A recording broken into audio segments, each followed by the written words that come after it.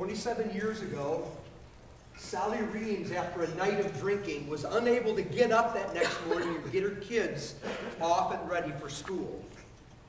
And that kind of struck her that shouldn't be normal. And so she sought some recovery, and her life began to change. And then 19 years ago, she began the Community Healing Center in Kalamazoo. And in an article in the paper just this last week, Sally said something very interesting. Back then, she said, she was a high-functioning alcoholic. The stereotypical alcoholic is often depicted as homeless, unemployed, a vagrant.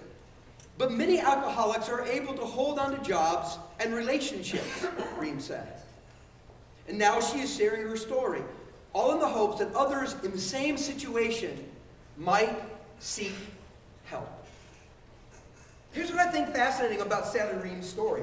It really blows away the stereotype about addiction. You see, the stereotype, the myth that many of us tend to buy into, is that an addict is someone who just can't function at all in life, right?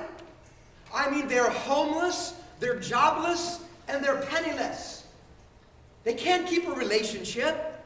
They don't have a family. If you're an addict, you've lost it all.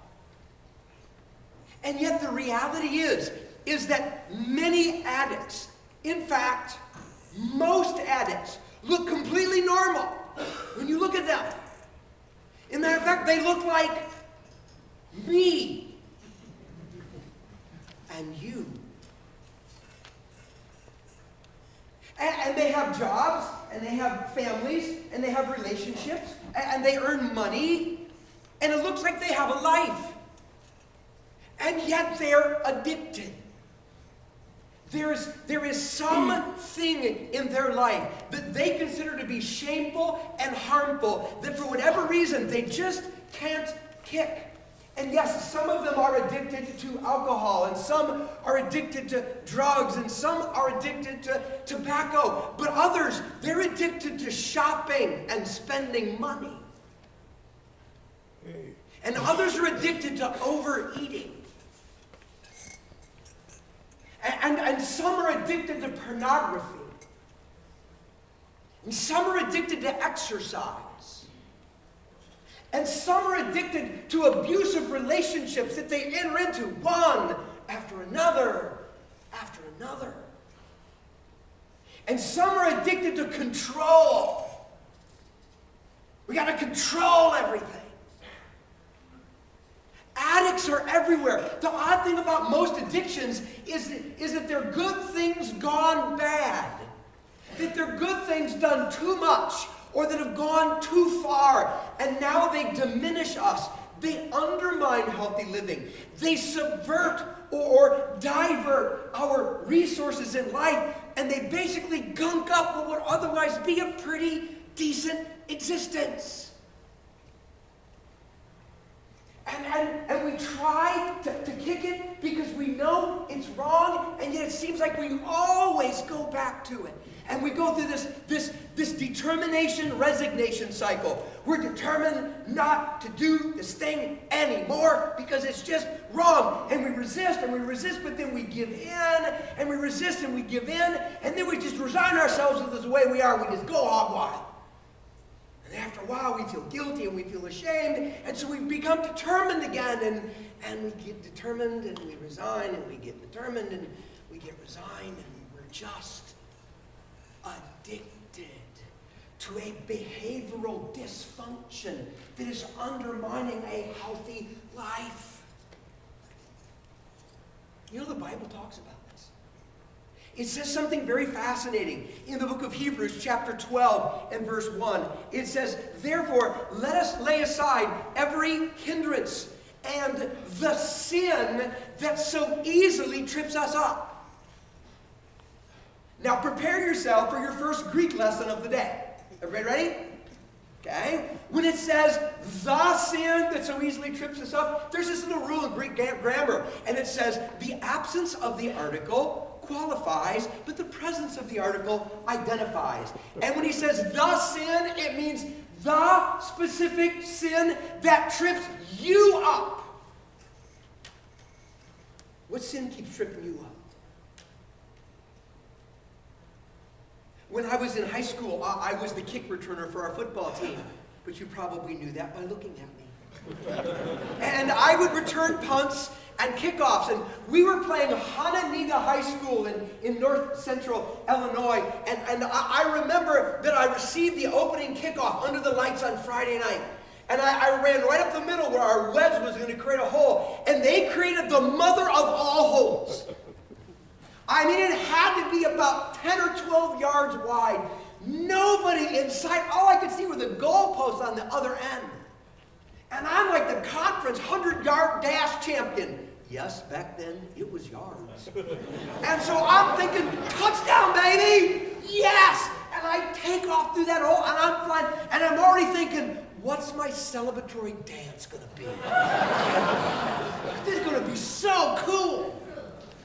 When suddenly a blocked person got up to his knees, dove, the game's film revealed, and he just managed to catch my toe as I'm running. And when he caught that toe, I lost my balance and I did a face plant right in the middle of that 12-yard wide hole that was leading me to a touchdown. Oh, the agony. It was there in front of me, the glory, the victory, but I got tripped up and I failed. I have sin that does that to me too. Do you? I mean, it's like you can just picture that life and you get it and what God has for you. And it's like, yeah, I want it and I want to go for it. And so off you go, but there's this one sin. It tripped you up every time you try. It just grabs a hold of you and won't let you go, won't let you become that thing, that person that you know you were meant to be. We human beings are all addicted in nature. We tend to get addicted to things. I'm just wondering, what's your addiction? What's that sin that just keeps tripping you up, that you just can't seem to shake? And have you ever wondered, oh man, is there any way to get free of this? Because you already know willpower's not enough.